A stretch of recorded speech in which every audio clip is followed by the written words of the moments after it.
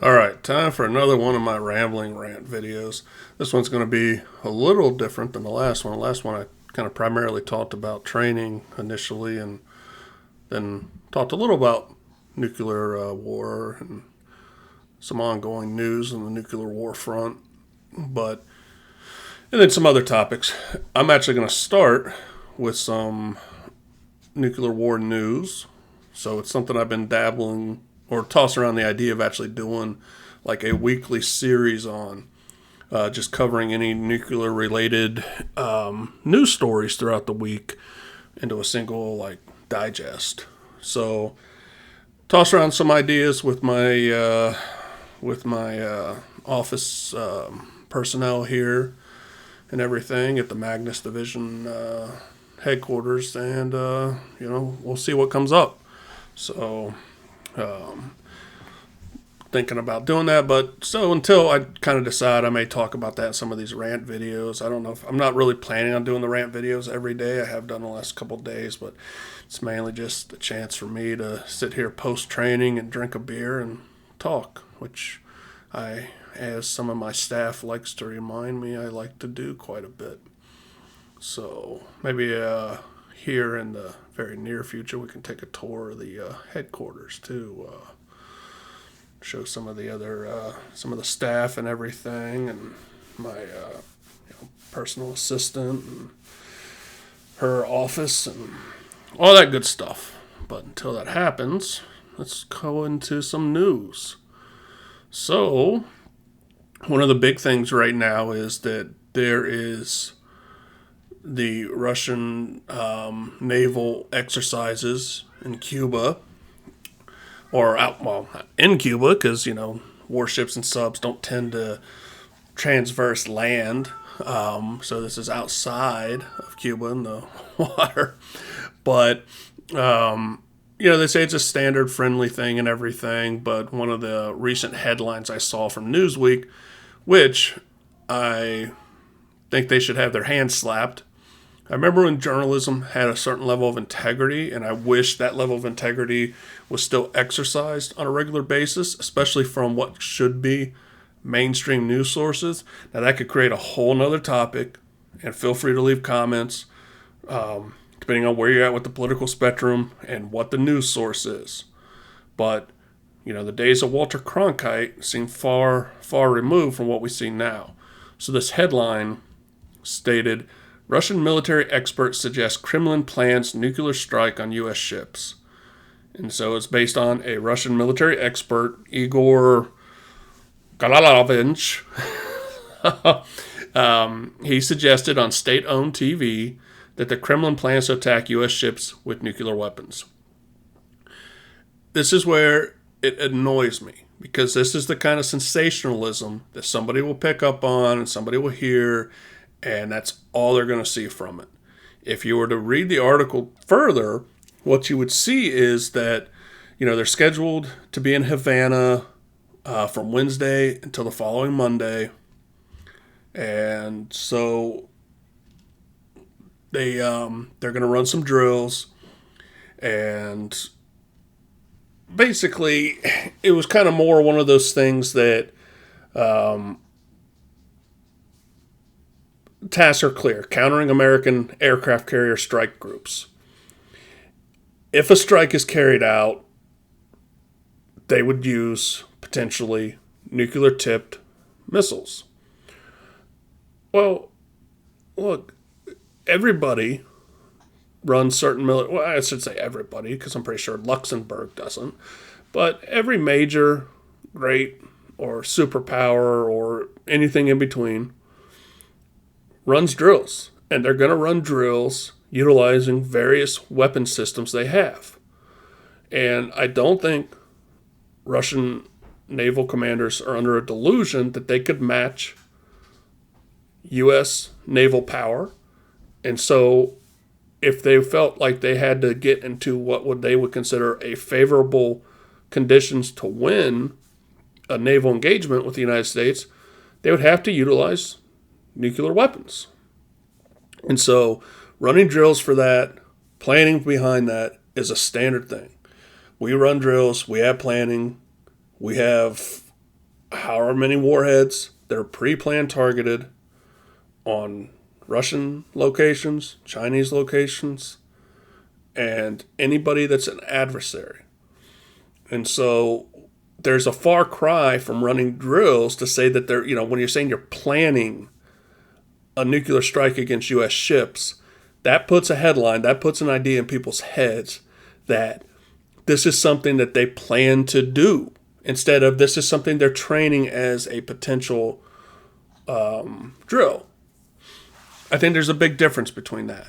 If I tell, say, my PA, hey, I plan on making a video tonight about different species of frogs in Kentucky, that leaves the indication that it's something that I intend to do and carry out. Now, if I were to say, I plan, it's different, right? And so I think the sensationalist headlines, it's problematic, especially when it comes to geopolitics, and I expect better out of mainstream news sources, although I should be used to it by now. I think that's a whole lot of nothing right there. Is it some type of posturing? Is it something? Of course it is. The United States just gave the go-ahead for Ukraine to utilize some U.S.-supplied weapons to strike in Russian territory. It was very specific to certain things. This is response to some of that stuff. It happens, just like the tactical nuclear drills, responses to other things, including Britain saying that, the same thing about utilizing their weapons strike in Russia, including I can never say his name, French president, as long as he remains president. He's not very popular there right now, but saying that he's not ruling out utilizing troops on the ground to secure certain areas of Ukraine. So it's this whole game that they keep playing. Unfortunately, with these games, especially when you involve nuclear weapons, can involve millions of deaths, billions potentially. According to Annie Jacobson, 5 billion. I say it's fucking 1 in 5 billion chance that she knows what the fuck she's talking about. No, I'm just joking. Actually, I'd love if she wanted to get on here and have a debate. She's far probably removed from somebody jumping on a channel that's got less than 600 subscribers, but honestly would. I do have respect for the research and the time she put in that. So just say that, I still think she sensationalized the numbers there to make headlines and sell a book. All right, get off that tangent. So that's one of the things that's in the news. There was another one. I saw an article from a British, I want to say he's a colonel. Could be wrong about that. But he actually advocated it's high time that we have Ukraine utilizing some, Western supplied munitions to start taking out Russian nuclear weapons. His idea was that all the nuclear threats are bluffs and bluster, and that our nuclear deterrent ensures Putin will not press the strategic nuclear button, and that we should turn the tide in Kyiv's favor, and, which he believes we are by allowing them to strike into Russia, and to have them start taking out their nuclear weapons. I disagree strongly, in the most strongly possible worded ways, that that's something we should advocate or do. I think that is extremely troubling to try to, go down that route. I just do. We have managed to not have a serious war between greater superpowers, and the MAD doctrine has kept that in place. Crossing thresholds or start taking out adversaries' nuclear weapons would lead to a potential escalation, a use it or lose it scenario. Because if we've eliminated Russia's nuclear arsenal, then what's to stop us from attempting, a stronger conventional response against Russia? Nothing. Nothing to that effect And so they could potentially feel like they're the I don't know, call it the whatever their state would be in jeopardy. That they could see that it's troubling. So and again, I think this was an opinion piece. I think it wasn't portrayed as a independent journalist effort, but the idea that European leaders shouldn't be frightened, that World War III would start, and the idea that it would never happen. So, I've talked about that in past videos, and I still stand behind that. That kind of attitude, that kind of loose attitude, leads to millions of deaths, whether it's conventional or nuclear. It's the idea that things won't happen, just like the idea that Russia wouldn't invade Ukraine, that a lot of people took for granted. That leads down to things like this. I think we'd know better from history that you can't make an assumption that something won't happen. So anyways, with all due respect, I think that's a stupid take. The last thing I wanted to kind of cover on that front, well, you know what? I think I'm going to segue off. I think that was good because I'll probably talk about that next thing in a follow-on video because I really need to read it a little better, and it'll just be me stumbling through trying to explain things. So now I'm going to segue into training. So we trained our chest and backs yesterday, did our delts today, and it was mainly really working the side delts hard. Train rear delts with back, but we did do some rear delt work as well, and we did a little bit of front delt. Didn't do any pressing. So that just reminds me too, man, I screwed up because I want to do some incline presses with a strongman log, and didn't yesterday with chest, man. Well, I'll do it next time. But so I'm not one of those people that says you shouldn't do shoulder presses or just presses or whatever, but because your front delts get hit already on chest day, I don't believe that. But I also have to gauge it based on how hard am I taxing. And so we did pretty heavy incline pressing. And so I did some front delt raises at the end of training to kind of isolate the front delts a little bit. So I'll kind of alternate. So every other shoulder delt session, I'll do a pressing movement. And also it depends on how this is feeling right here. So I'll alternate. And this time it was the front raises, so we did at the end. So it's funny, we were doing front cable raises. So standing around with a low pulley and standing with your back to the pulley machine and having, the handle, in front of you and doing a front raise. So, like in this picture shows. So here's the interesting part. The cable was rubbing against my nuts. And so I had to offset it because if I had it in the center, like along the seam, it would also hit, the other piece in the center where you urinate. And so I had to offset it. And so it'd be like, okay, right nut, left nut, right nut, left nut, each rep. So it's like one nut to the other, just bouncing between them.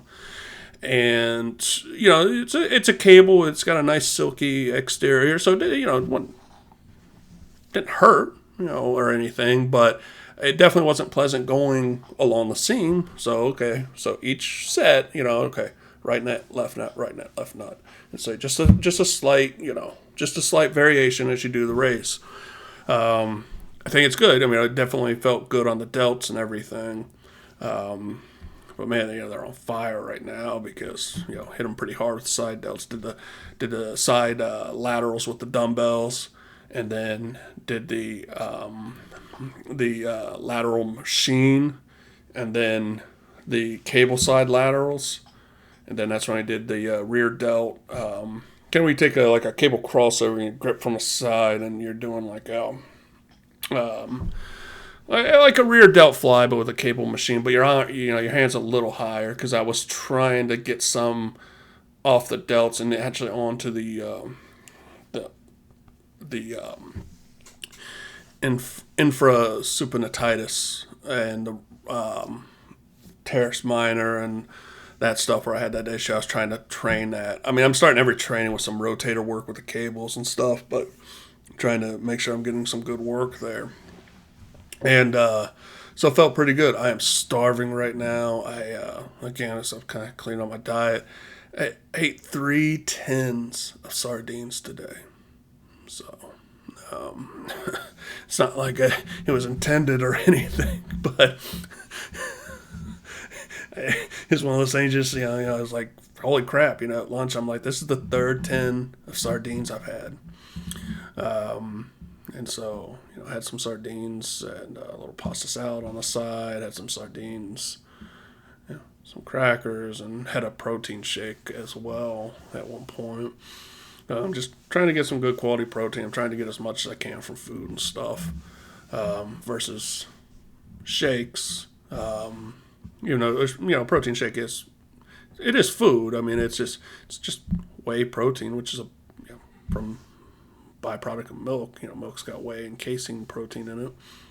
In fact, whey protein was just like a leftover from dairy manufacturing and stuff until they figured out they could market it to bodybuilders and stuff and weight trainers. And now it's like, expensive. Used to be just stuff they were dumping. So we get ripped off a lot. Somebody realizes they can milk us for money. Oh, man. Yeah, that's good. So, one topic I wanted to talk a little bit about, steroids. So that's interesting because I see on social media, and I'll say social media annoys the crap out of me, but at the same time be a hypocrite to say look, I'm on YouTube. I got a YouTube channel. I look at reels. I look at shorts and stuff. There's good content out there and there's good stuff to learn, but man, it's so annoying. Anything that comes with weightlifting, it's why I don't post training videos and stuff, because it just annoys the crap out of me. People spout off. They don't know anything. They've never achieved anything when it comes to training. I mean, these aren't guys that are proven, whether they're world-class powerlifters or they're top-ranked bodybuilders or they've well-known trainers. I mean, these are nobodies that have done nothing, and they got to pipe in and say stuff. And the most common thing I always see is steroids, or are you on steroids, or somebody said something there was one where somebody was talking about how they asked are you natural or not, and they said, no, I've taken this. Somebody replied and said, it's so refreshing for honesty. And I'm like, why does it matter? I don't understand the whole natty or not thing.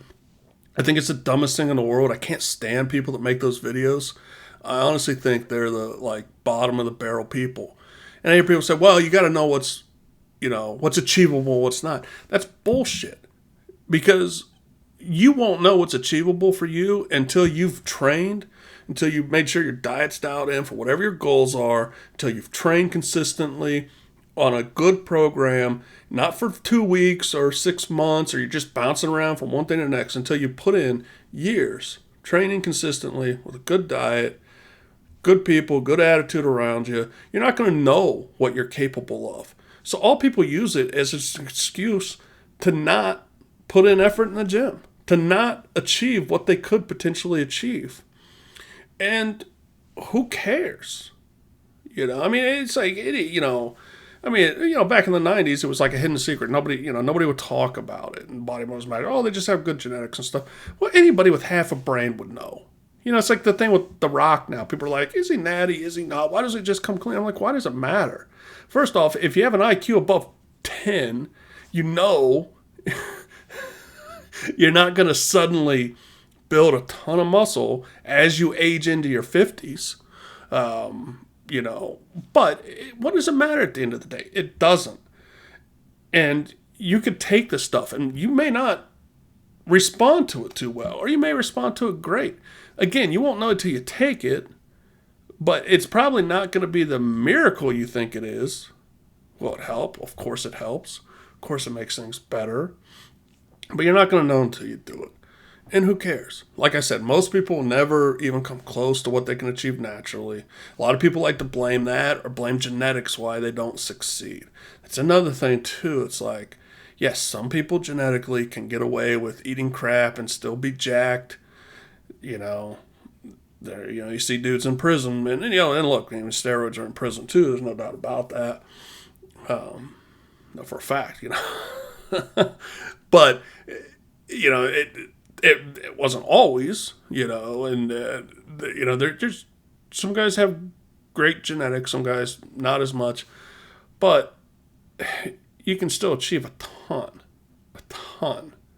You might have to train a little smarter, and your diet be a little bit better, but you can obviously achieve a crap ton instead of just blaming and say, "Oh, I got bad genetics." Such a stupid thing. It just annoys me when people either say drugs or genetics. And they haven't even come close to maximize it. They think because they go to the gym and do a little thing or whatever a few times a week or whatever and say, well, I'm putting in work too. And I'm not, no, you're not really. I mean, are you spending an hour and a half, 2 hours a day, 5 days out of the week? Are you making sure your diet's dialed in constantly? Are you getting good rest? Are you doing all that stuff consistently, month over month over month over month over year? And if you're really honest with yourself, you're probably not. If you think you go to the gym and spend 45 minutes, half of it on the phone, and think you're going to see great results, well, if you have great genetics, maybe you will. If you're on, supplements, yeah, maybe you will. Because supplements can help you train less effectively, but still see great results. There's no doubt about it. But the idea that unless you've done those things, you can't just blame and say, well, I just don't have good genetics around this.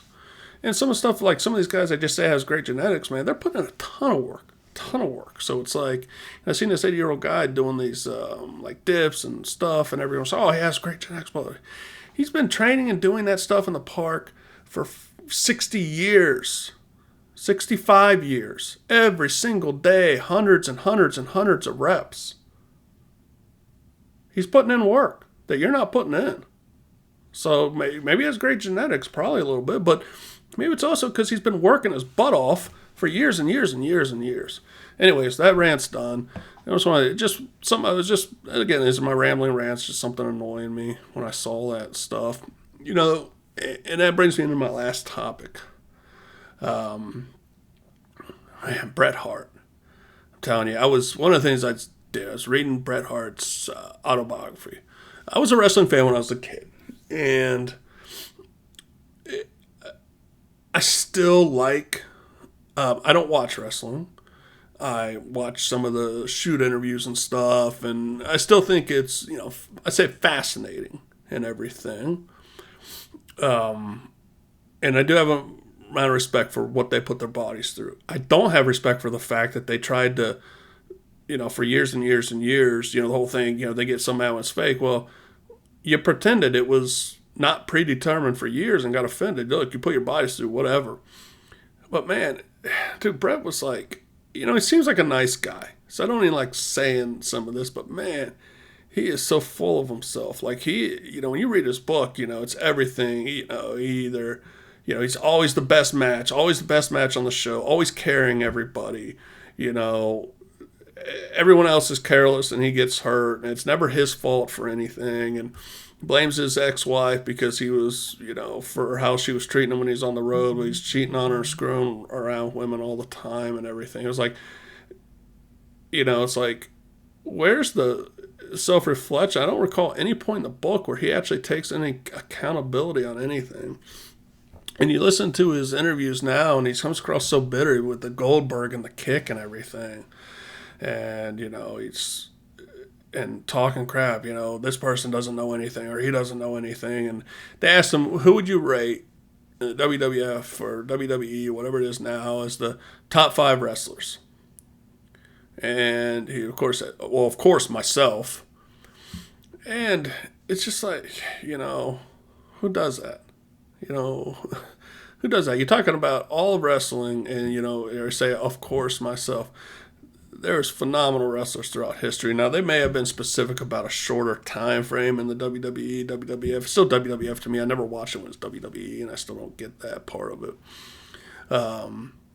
But, what about, again, it just, to me, it just sounds crazy. I mean, there's so many different wrestlers out there, so many different people. Could imagine, see other people talk, and you ask Hogan who's the best wrestler, and he says Ric Flair. And Ric Flair will say this person and stuff. Most people are humble enough to say somebody else. And he's just completely, I'm the greatest on everything. And to be honest with you, too, so obsessed. I hear this about having great matches. And I think that gentleman, Al Snow, which actually briefly met Al Snow at a hot rod and tattoo convention in Columbus, Ohio. And this, 20 years ago, I think. Man, am I that old? That's crazy. But I remember we went to Schmidt's, had some beers, and went up there. And he seems like a cool guy. I don't think I actually talked to him, but he was outside, I think, talking on the phone. I wasn't going to bother somebody, but I had seen him on TV, and seemed like a cool guy and everything. And he's put time into the gym, too. He looks great. Phenomenal. But, he put it like WrestleMania 3. What's the best match? Best match was Hulk Hogan and Andre the Giant. Why? Because that's the reason why everybody paid that's what put asses in the seat. Wrestling is entertainment. That's what it is. Who brought in the seats? Who's selling the most tickets?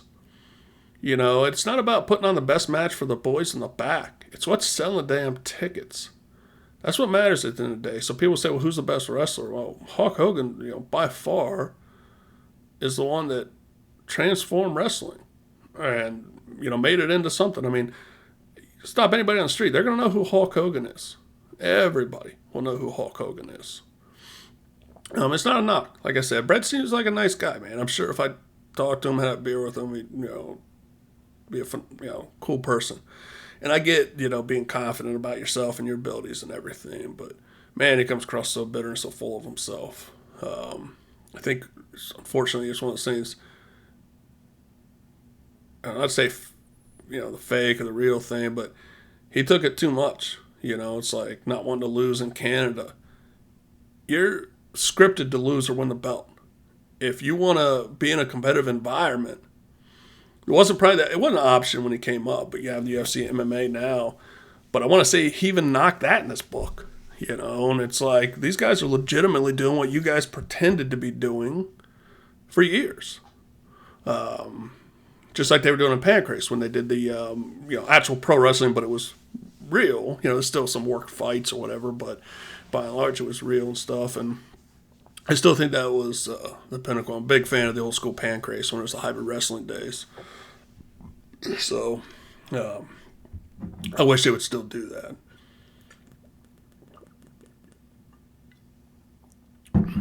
Anyways, like I said, I have a lot of respect for wrestlers. I mean, I wanted to be a wrestler at one point. And so I don't want people to take that twisted and say I don't have respect for. But he's comes across a little bitter. I think I'm entering into almost a 30-minute mark. There's actually supposed to be a shorter video, too. I'm surprised one cat didn't start howling again. She was, because I tested to make sure my audio was working, because the other day I did a 30-minute video, and it wasn't set to pick up audio on my Yeti mic, so no audio was recorded. So I was testing it. She started howling then. I even stopped, and I was like, hey, you're messing up. I haven't actually started recording yet. You should wait 5-10 minutes. Coincidentally enough, she apparently got it out of her, and she's not doing it now. Or my wife's not busy, because my wife's doing something, she won't do it. But if my wife's doing something like cooking and I'm doing this, that's when she starts doing it. So it's either when we're training, sleeping, or we're both occupied doing something. So it's Sunday. By the time most people watch this, it won't be the weekend. So I'm not going to say have a good weekend. Depending on where you live, it's going to be like hotter than crap this week. So everybody be careful out there. Drink plenty of fluids. I recommend the good old Stella. So, maybe unless you're into IPAs, and if my recommendation for an IPA would be to open up and pour it into the sink. So, enjoy.